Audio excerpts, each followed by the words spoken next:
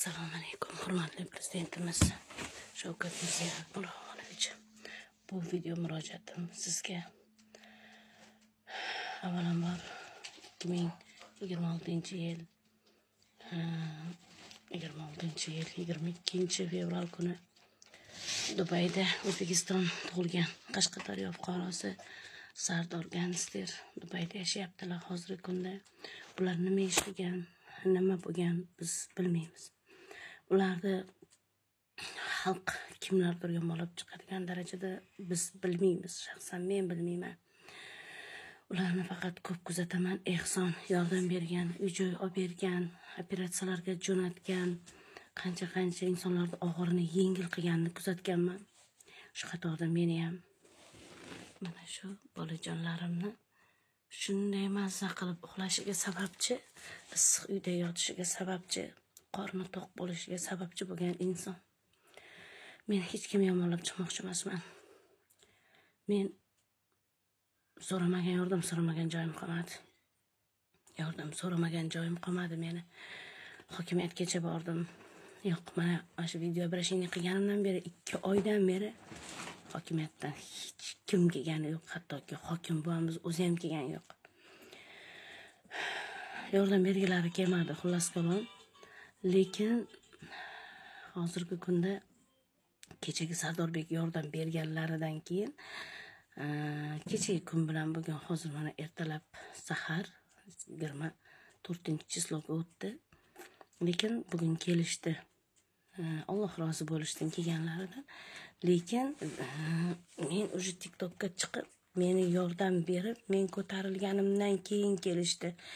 Ertaga nimaga bu fuqaroyni qaramading, nimaga bu ahvolda yuribdi, nimamdek qilib turibdi demasin deganligi uchun jo'natishdi. Xullas kalom, gapning qisqasi, Sardorbek, men sizga qanday rahmat, qanday duolarimni yetkazishni bilmayapman.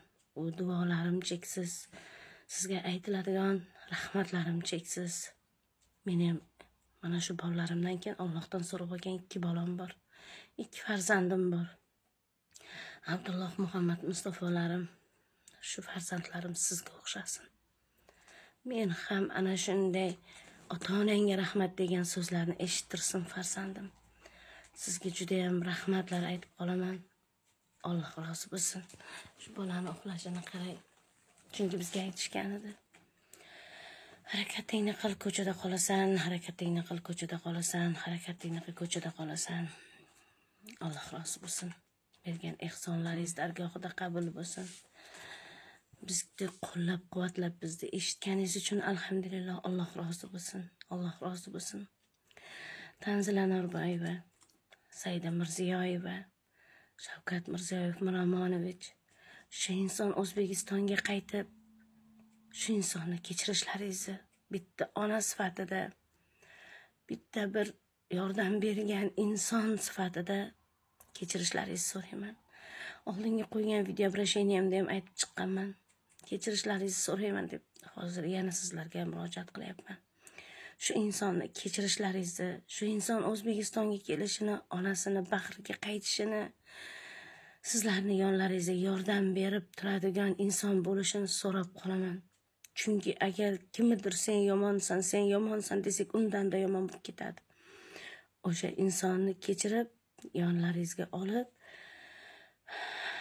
shu O'zbekistonda bo'lsa, ota-onasini bag'rida uxlab tursa, biz xursandmiz. Inshaalloh Sardorbek, to'ylaringizni eshitsak boramiz. Mayli, uzoqdan bo'lsa ham ko'rgani boramiz, jannatim. Ota-onangizga rahmat. Sizdek farzand o'stirgan, sizdek farzand tarbiyalagan, sizdek farzand jamiyatda borligidan alhamdulillah, Alloh rozi bo'lsin. Meni ham farzandlarim sizga o'xshasin.